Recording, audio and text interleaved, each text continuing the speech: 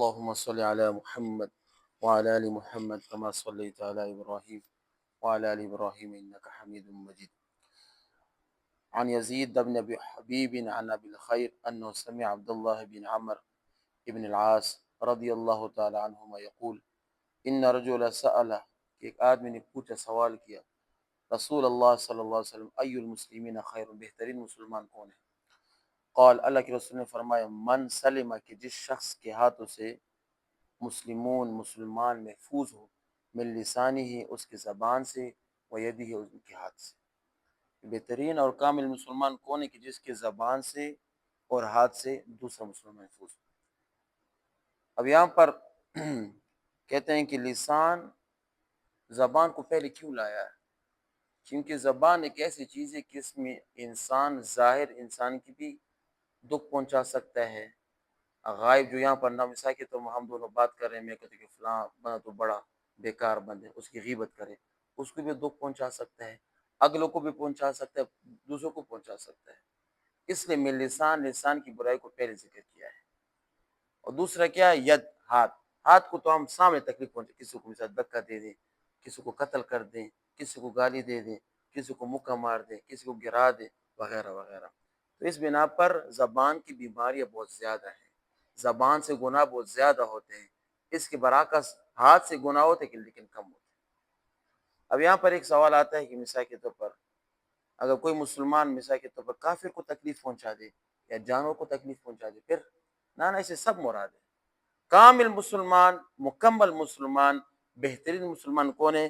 کہ جس کے زبان اور ہاتھ سے دوسرا مسلمان بھی محفوظ ہو، کافر بھی محفوظ ہو اور جانور تک محفوظ ہو.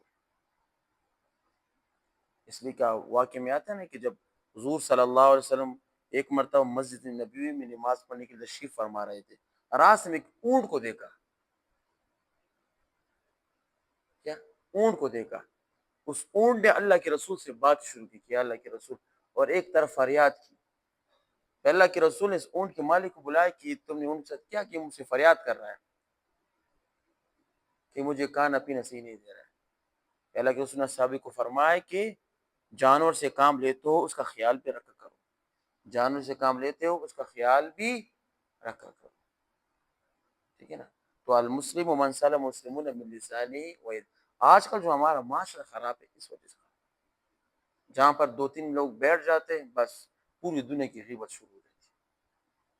فلاں تو ایسا ہے، فلاں تو ایسا ہے، فلاں تو ایسا ہے.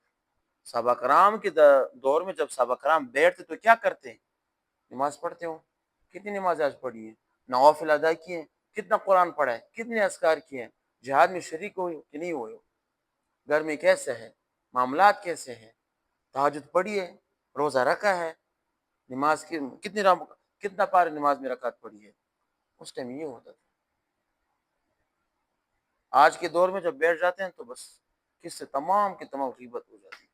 اس لیے فرماتے ہیں، حدیث میں فرماتے ہیں کہ آخری قیامت کی نشانی جب آخر وقت آئے گا تو اللہ کے رسول نے کیا فرمایا؟ گھروں میں رہو، باہر مت نکلو، پہاڑوں پر چلے جاؤ. کیا فرمایا؟ پہاڑوں پر چلے جاؤ، علیحدہ رہو. کیوں؟ جب دو آدمی مل جائیں گے تو ایسی باتیں کریں کہ آپ کی تمام گناہ نیکیوں کو گناہوں سے ملا دیں. اور جو آج کل ہاتھ کی بیماری مثال کے طور پر قتل و غارت، ایک دوسرے کو قتل کرنا، بات بات پر لڑائی کرنا، یہ بھی کیا کام مسلمان نہیں ہے. مسلمان کیا ہے کہ دوسروں کی حفاظت کرے، دوسرے کی عزت ابرو کی حفاظت کرے. آج کل دو آپ بیٹھ جاتے ہیں معمولی سی بات پر بندوق نکال کے دوسروں کو مار دیتے ہیں، پھر دشمنی سالوں سال دشمنی چلتی ہیں، پوری خاندان تباہ و برباد ہو جاتے ہیں، کبھی ادھر کبھی ادھر. تو اس لیے حدیث میں فرمایا کہ کامل مسلمان کون ہے؟ اس کی زبان اور ہاتھ سے دوسرا مسلمان، چاہے وہ مسلمان ہو، چاہے وہ کافر ہو، چاہے وہ کیا ہو، جانو، وہ سب محفوظ ہو. وآخر دعوانا ان الحمد للہ رب العالمین.